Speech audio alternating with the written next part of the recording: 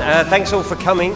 I'm not going to talk for too long because I'm sure, like me, you want to get started and get some celluloid running through the projector, and what a wonderful thing it is to be able to say that in a cinema these days.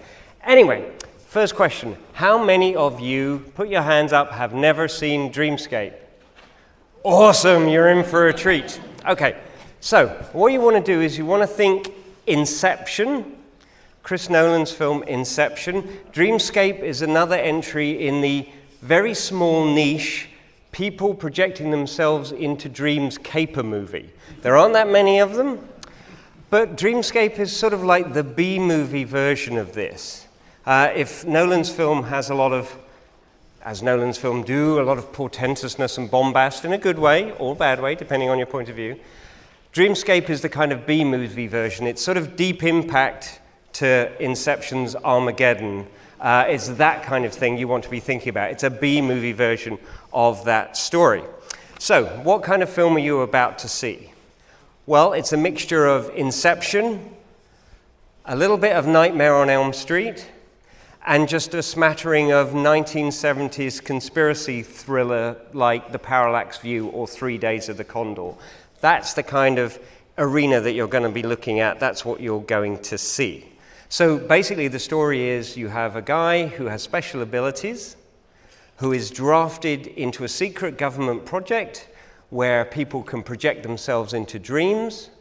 And this is originally designed to be a good thing with altruistic motives, but is quickly taken over by evil forces. A bit like X, I suppose. Anyway, let's get political straight off the bat. Now, the film was directed by Joseph Ruben, who would go on a couple of years later to make the very important horror film, which I'm sure everybody loves, The Stepfather, which is a classic. And it was co-written by Ruben, Charles Russell, or Chuck Russell, who would do The Mask and A Nightmare on Elm Street 3, and David Lowery, who was the writer of Star Trek V, The Final Frontier. So again, that gives you a sense of where you're going with this. Lowery wrote the script as a spec script. It was picked up by 20th Century Fox. Ruben got involved and then brought in Russell as the line producer. The film has an astonishing cast. Dennis Quaid, Christopher Plummer, Max von Sydow. Eddie Albert plays the US president who's suffering from chronic nightmares.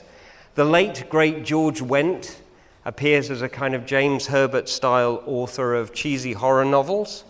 But the standout performance here is really David Patrick Kelly, who most of you will know from The Warriors and from Twin Peaks. Kelly is a really serious kind of method actor, and so he takes his part as the villain very, very seriously and turns in a really memorable performance in the baddie. If any of you have ever wanted to learn how to passively aggressively eat a sandwich, just watch him really closely, because you will learn how to do this. Also in the film is Kate Capshaw.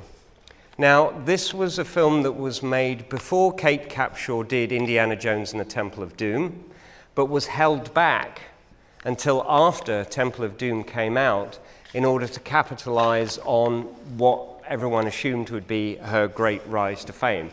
If you saw her in Temple of Doom, come and see her in this. That's why I went to see it in 1984, but ask me about that later. Anyway, so it came out on August the 17th, 1984 in the US and in October in the UK. The film exists in different versions. In the UK, it was cut for a 15 certificate, and for two reasons. There is some a wonderful sequence of body horror towards the end, which I'm not going to tell you about, because I don't want to spoil it, but it was cut for that. And it was also cut because there was a scene with nunchucks. And if you grew up in the 80s in the UK, you know that nunchucks were verboten, so they were out. What we did have was couple of scenes of gratuitous scenes of topless nudity. They were cut out of the American version, which kept the violence but cut out the nudity. I don't know what that says culturally about America and the US, but I'll leave you to decide that. And they were cut in order to get a PG-13 rating. This was only the second film in the US to ever get a PG-13 rating, the first one being Red Dawn, which came out a few months earlier. So I believe the print that you're going to see today is an American release print, so we don't get the nudity, but we do get the violence. Yay! So there you go. I should point out that partly involved in the nudity, there is a scene where the issue of consent is deeply problematic. So I'm just going to tell you that just so everybody knows. Now, having said that, this is a rollicking, fabulous ride. It's a great film. Special makeup effects by Craig Reardon, who had just come off of doing the effects on Twilight Zone, the movie.